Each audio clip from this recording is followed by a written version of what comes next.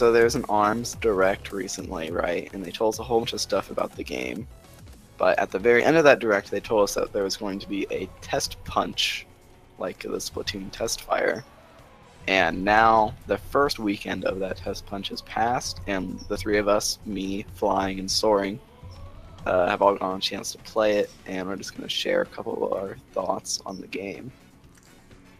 There's a massive f***ing learning curve, and volleyball sucks. Yeah, the first hour of gameplay, you are completely lost, and it doesn't feel like you're playing a game. It feels like you're kind of just pressing buttons. Or if you're playing with the motion controls, you're just wiggling your arms around to no avail.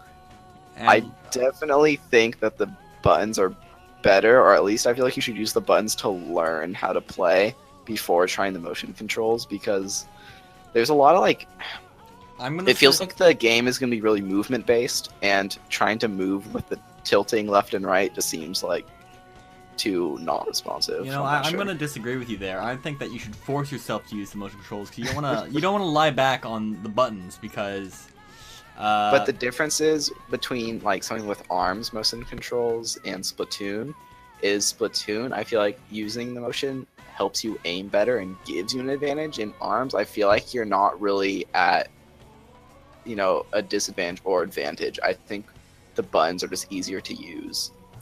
I didn't spend too much time playing with the motion controls, but I did not feel like I was controlling the game very much. And maybe if I did go back now, because what happened was I played the first 30 minutes with motion controls, and then I switched to the controller, and then for the next couple sessions I only used the buttons. Maybe the motion controls would be better next time I play, and I'll give it a try.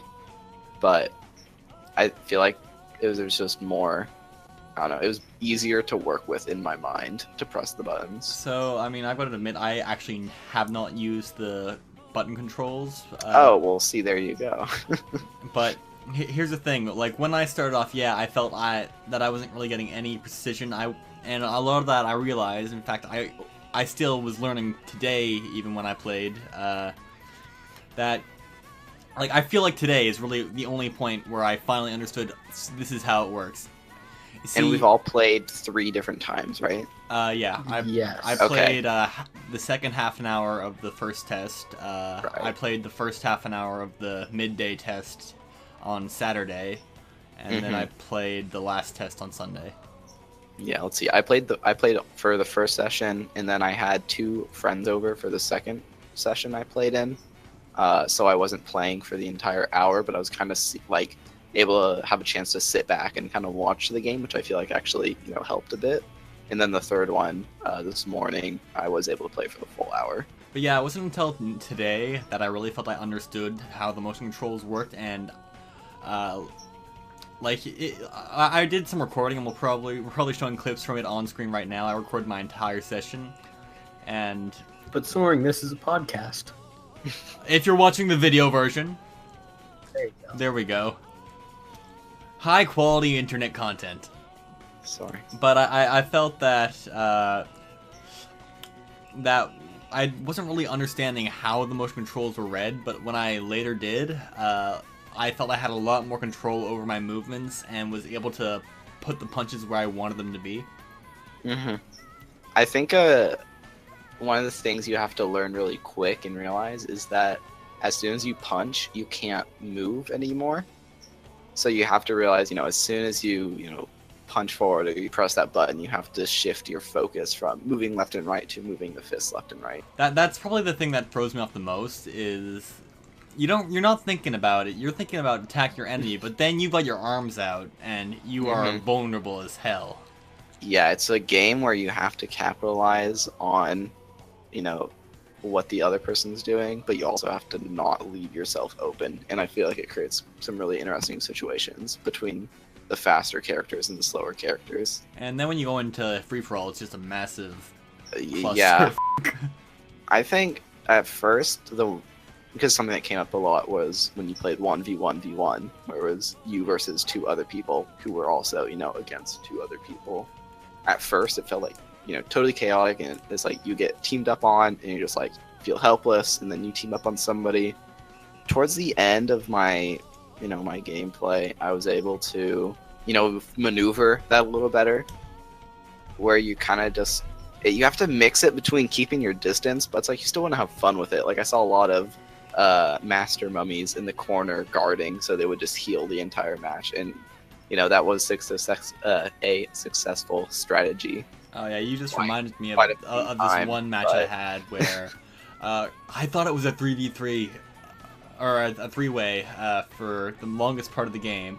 It was me. I was playing as, I believe I was Master Mummy at the time, or no, I was Mechanica, and there was a Master Mummy and a Min Min, and we were all duking it out like in the center of the Ninja College stage.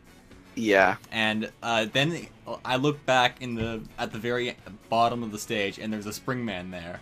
Yeah, and it's annoying too, because the way the game works is once the timer runs out, whoever has the most health wins. I did actually go and win that match in the end. I saw that Springman and I rushed for him and I took him out myself while the Min Min and Master Mummy fought. And then once I got rid of the Springman, I went back up and started fighting the Min Min. And of course, Master Mummy does what Master Mummy does at that point and backs out of the fight and heals himself. But then I beat him, so screw you, Master Mummy. I'm the greatest in that match, and I wish I had a recording of that one because it was a pretty good match.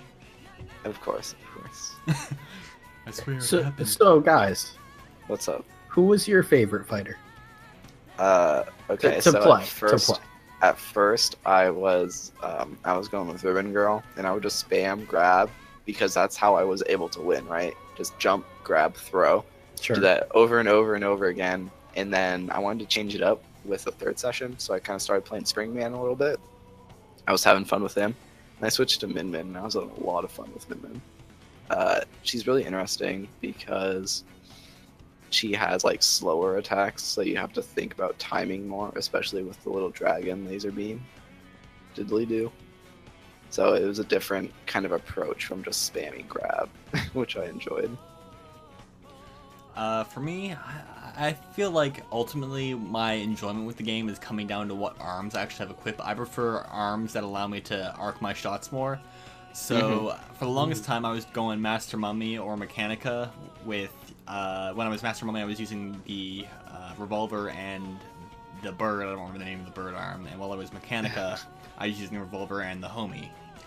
But then in this last session I found that I really enjoyed dual Slapamander with Ribbon Girl because that gave me a lot of good reach. Yeah. I've been playing Ninjara with just those what are those, like boomerang? Yeah, chakras. Yeah, that's pretty much what all I played, but I had a lot of fun curving that. Yeah, I definitely prefer the curved weapons. I mean, whatever the ultimate thing is, you just like throw a bunch of chakras. Yeah, that's how you pronounce it. Chakram. Chakram. Yeah, you throw them at them. So I like that. In my first couple sessions, I was just playing as Ribbon Girl with the default boxing glove arm, and that's how I was having the most fun. But eventually, I was using like the dragon that has the laser beam, and I either had the boomerang or the big metal ball on Min Min, depending on who I was playing against. So let's talk about the game modes next, because this is really, I think, where things are the least uneven in opinions.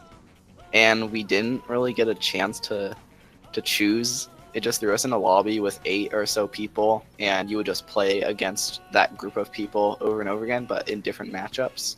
So player 1 might fight player 3 in a 1v1, and then player 2 and player 5 and players 7 and 8 are in a 2v2 team battle.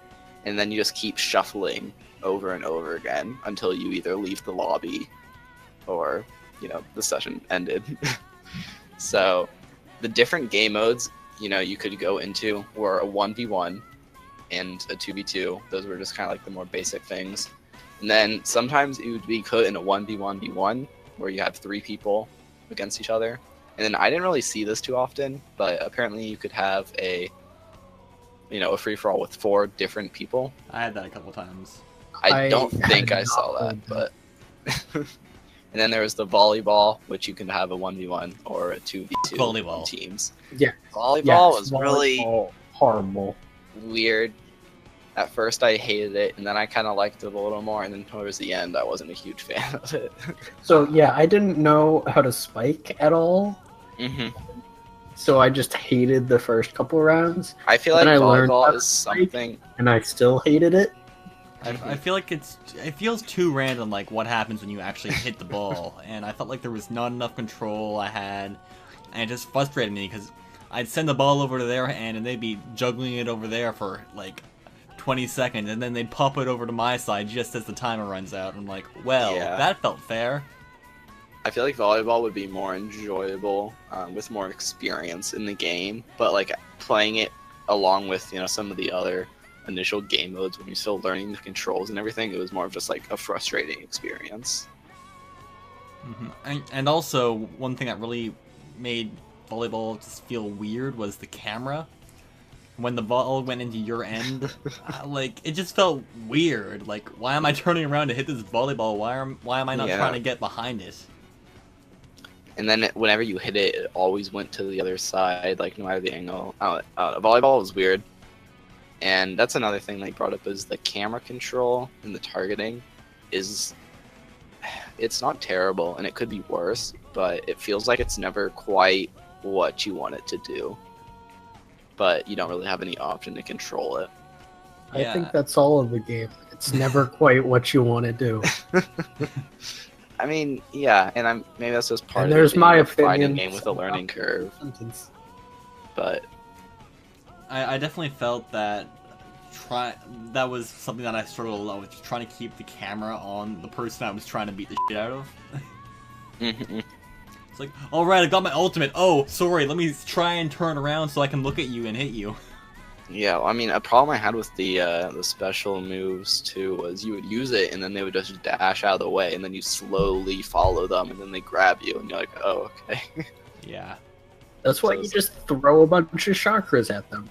Yeah, but sometimes... Can't block that. Well, you can, but... Yeah, I mean, just the camera felt sluggish, and I think that really just turn up the camera tracking speed, and it would make it so much better. Something I brought up earlier when we were talking about it as we were playing was a lot of times it felt like, you know, when you're fighting somebody, they were just outrunning the camera, and it's like when you're dodging, you're just, you know, outrunning the targeting as opposed to timing your dodges, like as the arm is showing up to hit you. That's just kind of an issue I had. Yeah, I felt that was basically exactly how it was, because I had this Ninjara who I was fighting, and... Yeah, Ninjara was especially frustrating. I guess if you're watching the YouTube version, we probably got a scene from this exact fight going on. But, like, I had trouble, because he would go into his dash mode, and the camera can't even track him when he's in dash mode, so he just appears to the side of you, and you can't really do anything about it. I did later learn how to deal with that, where he would dash to the side, and I would try and dash to the same side, and then if I did a side swipe... And then arc it. Yeah, it would hit him, and that was pretty consistent, but it felt really cheap, like... It just didn't feel right. Because it felt like you were fighting against the game instead of the other person. Like, you had to outsmart the game mechanic. Yeah, I think that, honestly, the game would be improved substantially if they just sped up the camera.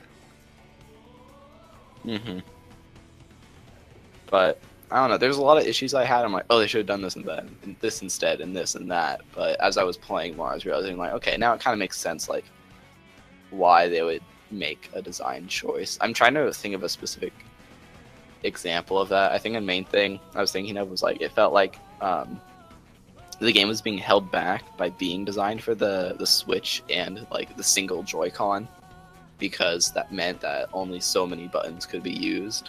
And I feel like they could have used the right stick more, maybe, or something, if they assumed you were always going to be using a full controller. And then also, you know, having the motion controls. It felt like the button choices you could have had were really limited, but also, like, there was a lot of things to keep track of. I'm not sure. That aside, I feel like 1v1 was definitely the most fun game mode because to me at least, it was the only one where like I felt like I was actually in control of what was happening and I was choosing, I want to do this, and then I did it. Are you saying you didn't love grabbing somebody and then being hit out of the grab animation? Okay, I did the chain grabs where it's just like one person getting grabbed in a row was fun, but I'd rather that not happen most of the time. Friendly fire was also something that was a little annoying, especially in like volleyball. I think when you're trying to combo or whatever and you just get hit. I don't believe it was actually a mechanic in the main fight. It was. Oh, it definitely was. And like, I guess I understand. I think that's there. I think it's a good mechanic if you're playing on a team with someone you know. Yeah. If you're talking in voice chat, not just random party that mode. Too. That it seems like a game where you really need to coordinate a lot, like.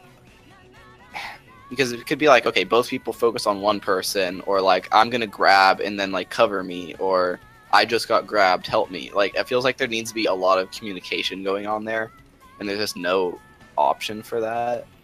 And seeing as how Splatoon 2, we just learned this recently, isn't gonna have voice chat with strangers, I'm not very hopeful for this game either. But I think it's something that has potential, and it's like you might be able to figure things out as people just get better and understand how to play the game more. But right now, it's a little bit of an issue, for sure. So, guys, think of any other topics that we should focus on before we give our general opinions of the game? We did talk about our controller use. Yeah, we talked about that at the beginning. Talked about the game modes. Talked about our favorite fighters. I think we've covered least favorite fighters. I mean, I think that's kind of harder for me because there was a lot of people I didn't play more than once or twice. Well, I'm thinking to fight against. Oh, to fight against? Yeah, like Mummy. Ninjara was annoying. Mummy, there was one match I played against him where it's like I was totally locked out. Ribbon Girl, I was playing against a good Ribbon Girl who was just in the air the entire time, then would combo on me, and like that was really nice actually, because I was like, okay, like somebody understands the game and they're totally beating me up, and I hit her like twice. I think the only character who I consistently had issues with was Ninjara, and that was mainly because of the camera. And I guess, occasionally if I came across the rare good Helix, that shield would mess you up, man. Yeah, no, I feel like Helix is gonna be that wild card where once you like put in the time to learn how to play him well, like he'll be a monster. But like you mentioned that Mummy is giving you issues flying, and personally, I didn't find it a big deal because I mean a lot of people bring up his healing is overpowered, but I mean you grab him, you can't heal. I only thought that was an issue when it was a more chaotic match and he can kind of go hide in a corner. Yeah. The one thing that I was thinking about is one game, I was trying to grab a Mummy because he was in shield, and I was too far away, so he popped out a shield and immediately punched, breaking my grab. Well, that's your fault, kid. Get good the game. No, I am peeking my microphone. I apologize. Here's my general idea of the game. I'm not gonna buy it. I'm not planning on it because at the current stage, I agree. I don't want to play it much. Maybe if I had friends over, I'd get one of them to bring it over. But I think I'll probably get it because for me, I think the main draw for me, the thing that's gonna keep me playing, is just collecting all the weapons, and I think that's gonna be a really fun mechanic. Ooh. Yeah. Now I'm thinking.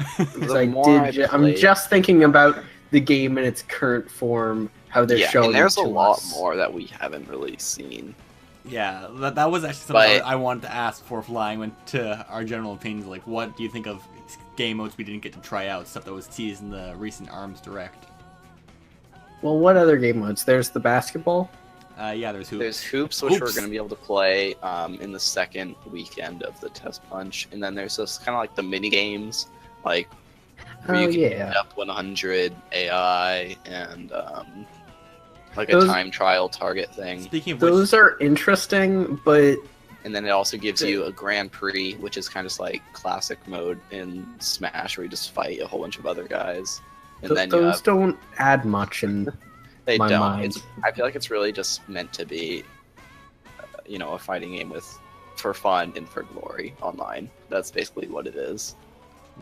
It's also worth noting that they did also say in the direct that they would be adding new game modes and characters and stages over time for free. Okay. If they add a fun new mode in the future, I will be willing to think about it again. I had a lot, like the fun I had with the game increased as I played it more and I was able to understand it more.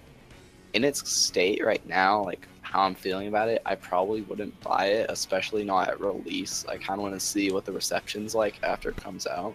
I also don't think it's worth $60. Just from everything we know it's going to be.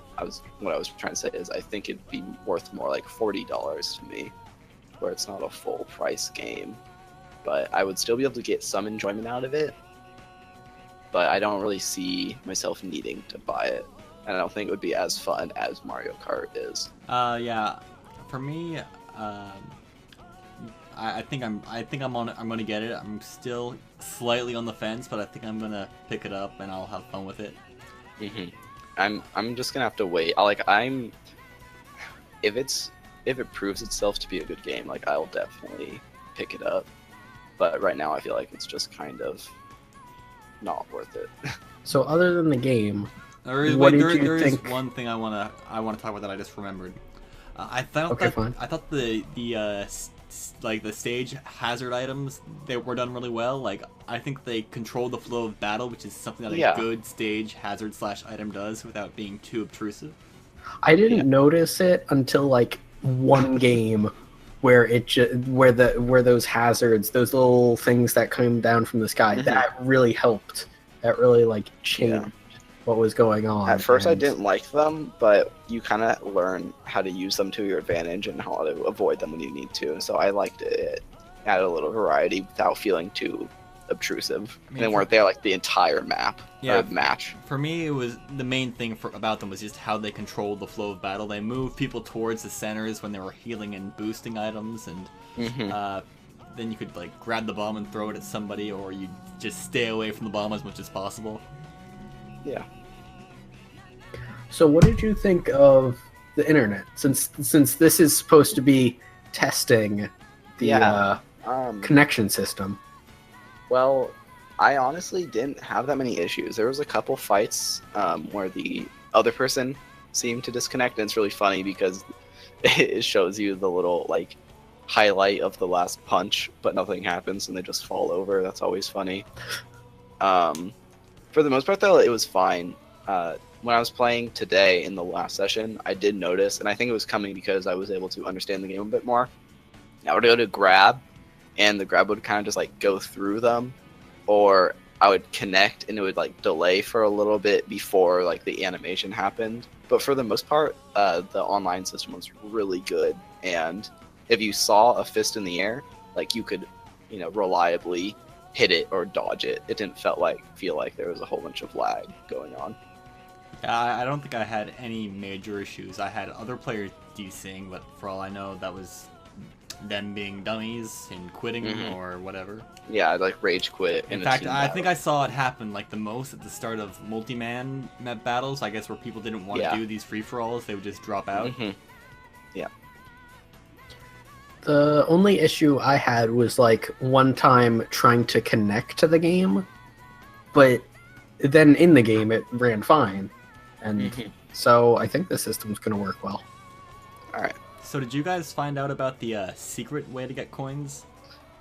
No. No. We also didn't talk. Go ahead.